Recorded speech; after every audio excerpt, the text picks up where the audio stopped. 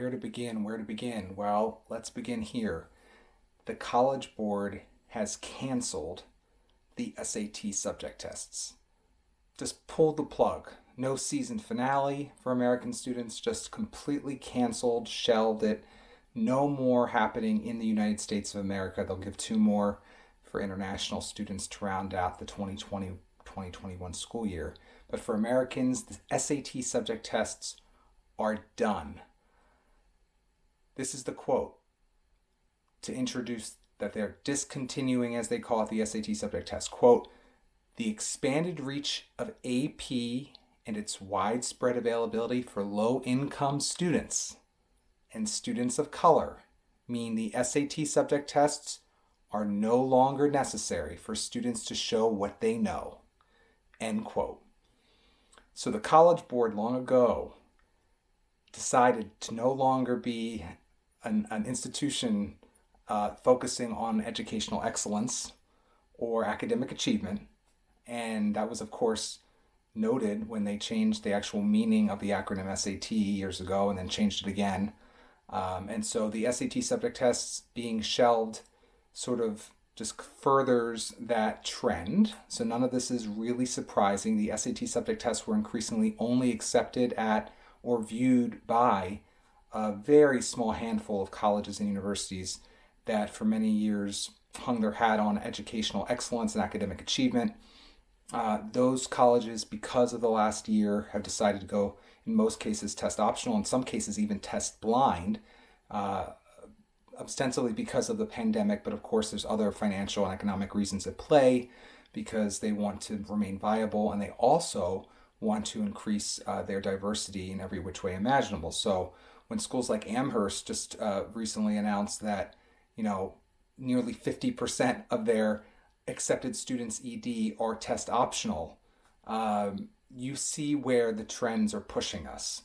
And they're celebrating it, of course, because they are happy not to have objective numbers at their disposal that would cause them to have to reject students and still pretend to be selective institutions academically at the same time. So it's very complicated for the uninitiated, but for so many high schools in the United States, it's not very complicated at all. They're just giving out A's like candy. Grade inflation is rampant.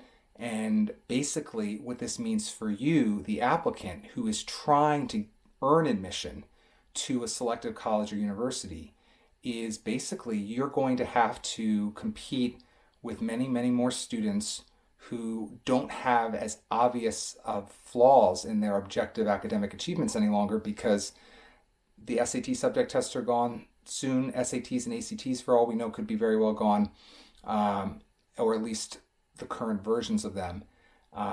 As it relates to those selective colleges specifically that required SAT subject tests in the past, some of them may go on to require AP exam scores to be submitted in the event that the student was enrolled in an AP curriculum, but colleges can't require an AP exam of a student who did not take an AP course. So of course, there are IB schools that will have students who can submit predictions for IB exams, etc. But for the students who don't take or don't go to a school with an AP curriculum or international students, we're in sort of uncharted territory. What is known today is this puts that much more onus on your grades and the main SAT or ACT, if the colleges start to look at those again, which again is a big question mark. So therefore, the essay and all that subjective stuff, everything from your immutable characteristics of your race and your religion and your country of origin, your zip code in some cases, all the way up to things like your state, of course. Does your application bring diversity from a geographical perspective? All of these things are going to be looked at that much more carefully because colleges basically are just constructing a class, and diversity is what they hang their hat on these days. Not educational excellence, diversity. Now, with that said, they're also going to look at the essays and the resume. So they still want to like the diverse students they accept. And so that's still a prerequisite. Likability, originality, to some extent leadership. So if you're applying to schools like Georgetown or Penn or Harvard or Stanford or Northwestern or Emory's, et cetera, Northwesterns, what's very extremely important for you to know is that you still want to take the most rigorous courses in your high school and earn the strongest grades you possibly can in them. You still want to get wonderful letters of recommendation, and you have to put that much more emphasis on perfecting the subjective portions of the application. Not just what you've achieved in high school, but how you communicate about what you achieved in high school and during your extracurricular life outside of high school during your high school years, as well as who is the person you are today, who is the person you want to be tomorrow, and how will that college get you there. There are supplements to that effect.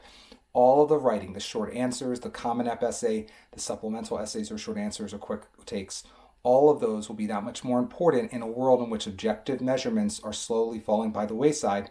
And the SAT subject tests were one of those sort of gates by which those elite colleges for many years were able to sort of keep the applicant pool somewhat more objectively honest. Let's put it that way. So without that, emphasis goes back to the writing, the essay, the likability. If there are interviews in the future, whether virtually or in person, keep trying to develop your writing skills, your communication skills, your ability to be down to earth, relatable, humble. All of those things will hopefully come forward in your writing, both in an extracurricular list/resume, but also in any sort of long form narrative writing, personal persuasive writing that you put together for essays and short answers. Keep your head up, keep positive, keep focused. If you're a strong student and would have done well in those SAT subject tests, never fear. You can still put your best foot forward on college applications. You just need to rejigger a little bit, rejigger your laser focus on not subject tests, which a lot of students get. Oh, I always said they got hung up on testing too much anyway. There's not that much big of a difference between a 770 or 790 on the subject test. Similarly, there's not that big of a difference at these Ivy League schools, frankly, anymore, from a 1510 to a 1590, or even a 1460. As long as the part I've been talking about for the majority of this video, the likability factor, the originality factor, is chock full in your essays and your extracurricular resume.